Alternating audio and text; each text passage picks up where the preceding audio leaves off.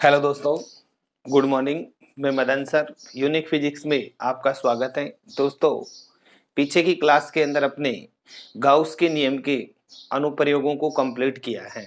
आज अपने आवेशित चालक की सतह पर विद्युत बल व विद्युत दाब के लिए व्यंजक को स्थापित करेंगे। तो अपने यहाँ पर अज्यूम करते हैं, ये अपने पास एक सतह है। इसको जब अपने आवेश देंगे, क्योंकि अपने ये सतह अपने पास है चालक, जब इसको आवेश देंगे तो आवेश इसकी सतह पर समान रूप से अपने पास क्या होगा, वितरित हो जाएगा।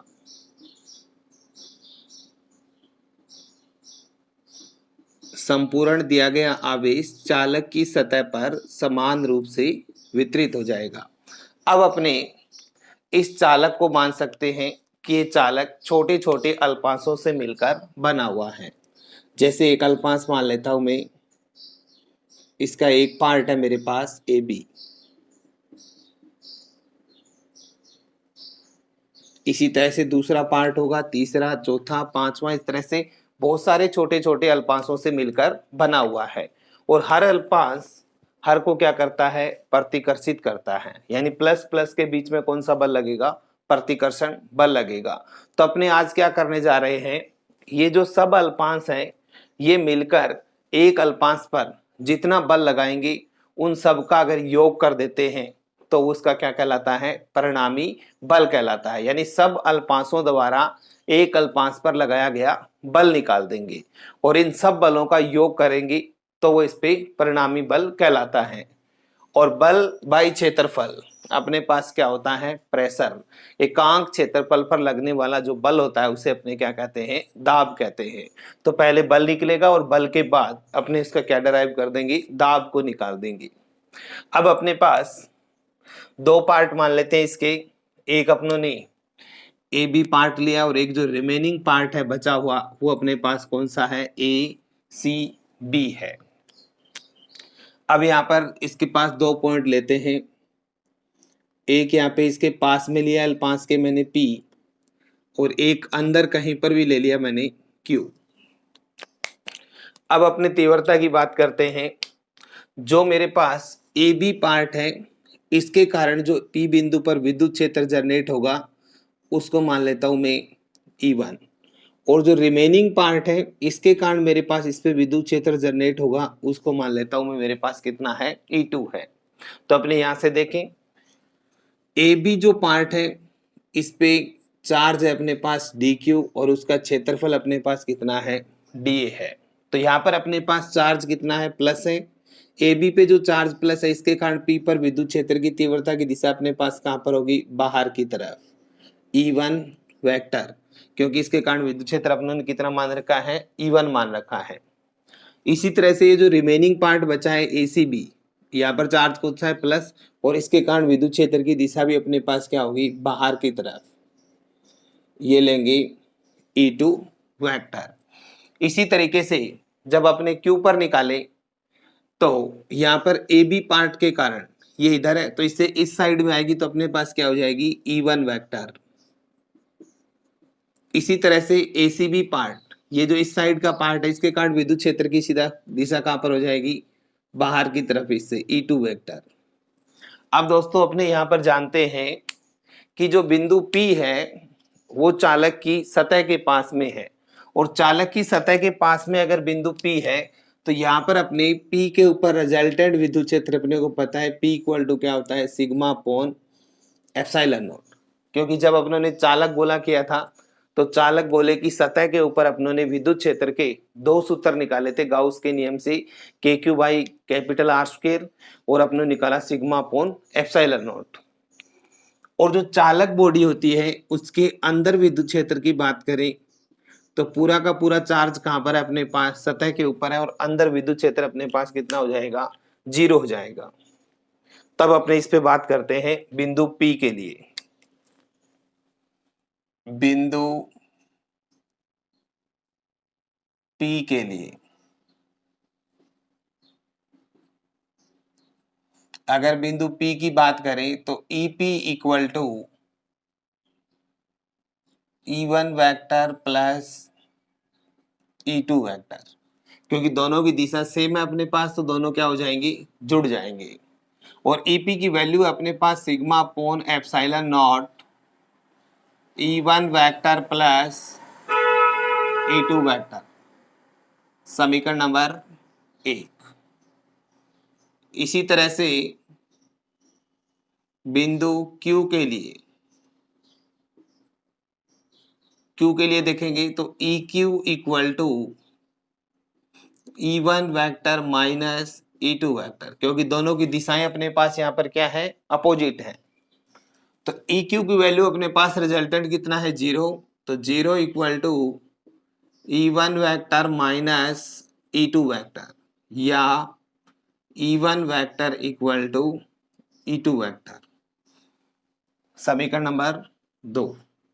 अपने यहाँ पर E1 की जगह E2 लिखा जा सकता है और E2 की जगह अपने यहाँ पर E1 को लिख सकते हैं। तो समीकरण 1 से वापस समीकरण 1 से अपने रख देते हैं E2 sigma upon epsilon not equal to E1 plus E2। तो E1 और E2 इक्वल हैं तो अपने पास sigma upon epsilon not E2 plus E2। तो sigma upon epsilon not 2E2 vector, तो E2 आ जाएगा अपने पास सिग्मा अपॉन 2 एप्सिलॉन नॉट, समीकरण नंबर 3। ये अपने पास मिला है। जो ACB भाग है, ये पूरा ACB भाग, इसके कारण बिंदु P पर विद्युत क्षेत्र अपने पास रिजल्टेंट कितना मिल रहा है, E2, जिसकी वैल्यू अपने पास कितनी आई, सिग्मा अपॉन एप्सिलॉन नॉट। तो अपने लिख देंगे ACB भाग के कारण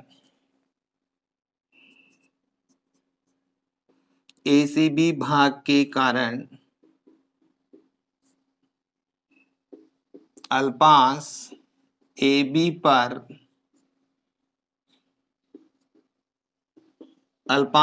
पर विद्युत क्षेत्र की तीव्रता E2 vector equal to sigma upon 2 epsilon naught है। इस अल्पांश AB पर आवेश DQ है, अतः बल निकालेंगे। तो बल अपने पास क्या होता है, E इक्वल टू फॉर्मूला पढ़ते थे अपने, E इक्वल टू F/Q। तो अब यहां से अल्पांश में निकाल दें तो DF इक्वल टू अपने पास E की जगह अपने पास क्या हो जाएगा, E2, और चार्ज अपने पास कितना है, DQ। ये डाटा आपने रिप्लेस कर दिया यहाँ पर। अब अपने DF इक्वल टू E2 की वैल्यू अपने पास कितनी मिली, यहां से sigma upon 2 epsilon naught DQ, यानी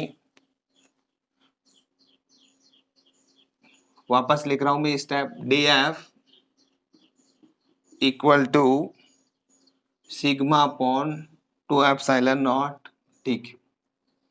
अब अपने एक फॉर्मूला होता था पृष्ठीय आवेश घनत्व, सिग्मा इक्वल टू लिखते थे अपने DQ बाई DA।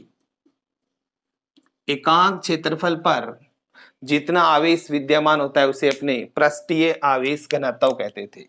तो यहां से DQ की वैल्यू निकालेंगे सिग्मा DA। तो DF equal to sigma upon 2 epsilon naught, इसकी वैल्यू आएगी सिग्मा DA।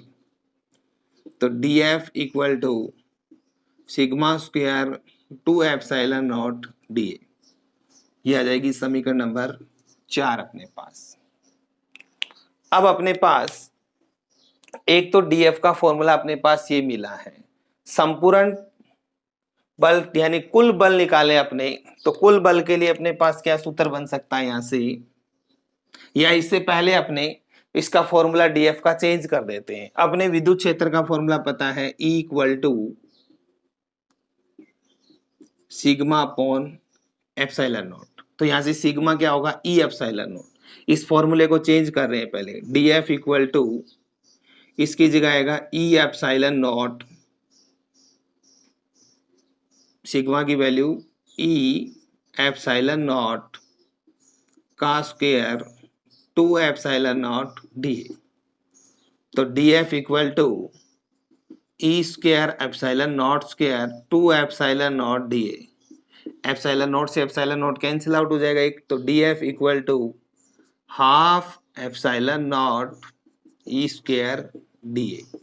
ये आ जाएगी समीकरण नंबर 5। तो ये अपने पास दो फॉर्मूले आए हैं DF के। एक तो अपने पास सिग्मा की फॉर्म में निकाला आप लोगों ने फॉर्मूला, और दूसरा अपने फॉर्मूला आया है विद्युत क्षेत्र की फॉर्म में। अब अपने कुल बल निकालें इस पे। कुल बल F इक्वल टू, तो इसका क्या करेंगे, समाकलन कर देंगे। तो समाकलन इसका, एक तो ये फॉर्मूला है मिला अपने को sigma square upon 2 epsilon not into अपने पास कितना है DA, या अपने इसका समाकलन कर दें half epsilon naught E square into DA। तो ये अपने पास कुल प्रेशर का सूत्र निकल जाएगा। अब अपने दाब की अगर बात करें यहाँ पे, तो दाब का सूत्र होता है अपने पास एकांक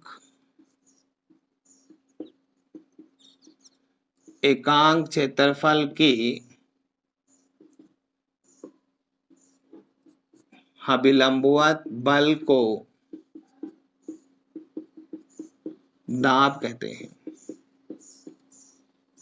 तो दाब निकालने के लिए P equal to pressure DF by DA, force by area.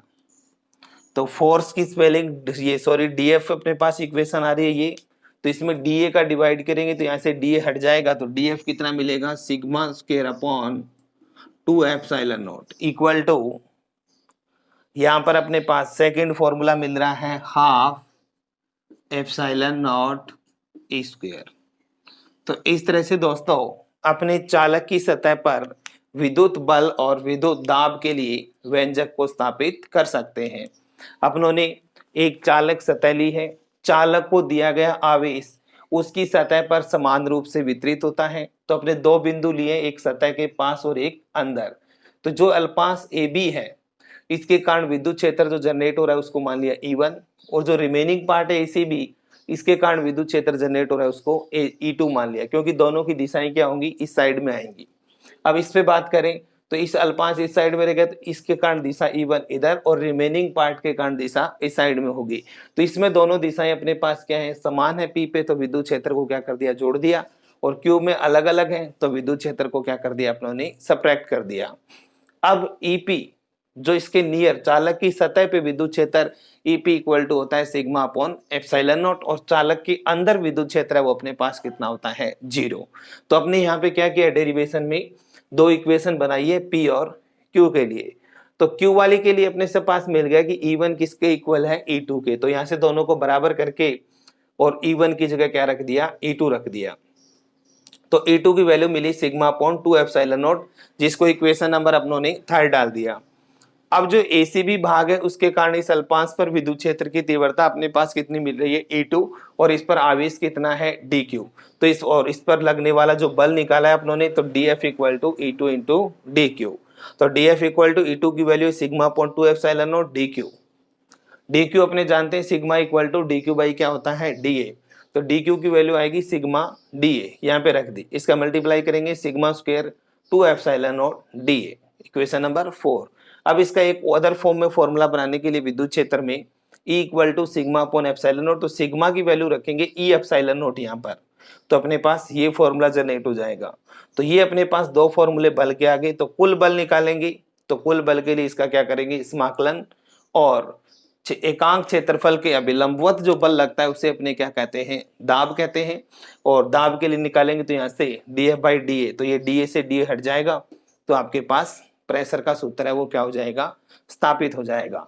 तो इस तरह से दोस्तों अपने चालक की सतह पर विद्युत बल और विद्युत दाब के लिए व्यंजक को स्थापित कर सकते हैं। बाकी अपने नेक्स्ट क्लास के अंदर करेंगे। Thank you.